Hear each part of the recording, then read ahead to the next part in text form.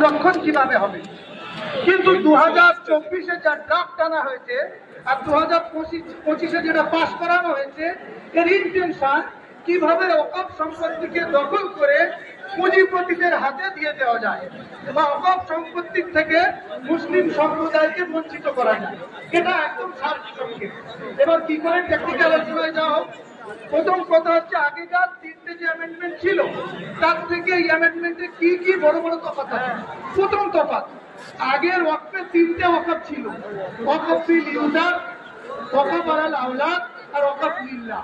এখনকার অ্যামেন্ডমেন্টে বলা হচ্ছে শুধু ওয়াকফ লিল্লাহ যার দলিল থাকবে সেটাকেই মান্যতা দেওয়া হবে, বাকি ওয়াকফ ফিল ইউজার ওটাকেও সরকার নিয়ে নেবে, সাথে সাথে ওয়াকফ আলাল আওলাদ ওটাও চলবে না। ওয়াকফ ফিল ইউজার যদি নিয়ে নেয় ক্ষতি কতটা?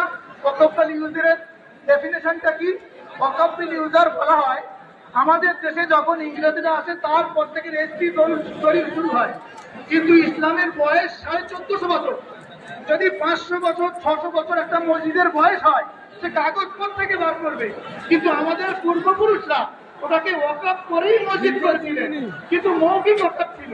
কিন্তু এই সরকার বলতে চায় যা ঠিক নেই, দলিল নেই, দীর্ঘদিন কবরস্থান হিসেবে ব্যবহার হচ্ছে, নামাজ হচ্ছে, সেটাকে আমরা ওয়াকফ হিসেবে মানব না। এই ওয়াকফ ফিল ইউজার শেষ করলে হাজারো মসজিদ, মাদ্রাসা, খাতকা আমাদের হাতছাড়া হবে। আচ্ছা, সংবিধানে বলা হয় ইকুয়ালিটি বিফোর ল, ল সবার জন্য সমান। তো সংবিধানে যখন সবার জন্য সমান, হিন্দুদের যে ওয়াকফ ল আছে, ওয়াকফ এন্ডোমেন্ট অ্যাক্ট, ঠিক তেমনি জৈনদের, অন্যান্য ধর্মের মানুষদের, তাদের কিন্তু ওয়াকফ ফিল ইউজার মান্যতা দেওয়া আছে যে যদি লিড নাও থাকে, দীর্ঘদিন ধরে ধর্মের কাজে ব্যবহার হচ্ছে, সেটাকে ওয়াকফ বলে মানা হবে, কিন্তু আমাদেরটা মানা হবে না। এই একটা সাংঘাতিক। দ্বিতীয় সমস্যা কি? দ্বিতীয় সমস্যা হচ্ছে যে লিমিটেশন অ্যাক্ট। এর আগে সমস্ত কিছু মানে ওয়াকফ অ্যাক্টে ছিল যে ওয়াকফ লিমিটেশন অ্যাক্টের বাইরে থাকবে। লিমিটেশন অ্যাক্ট কারে বলা হয়?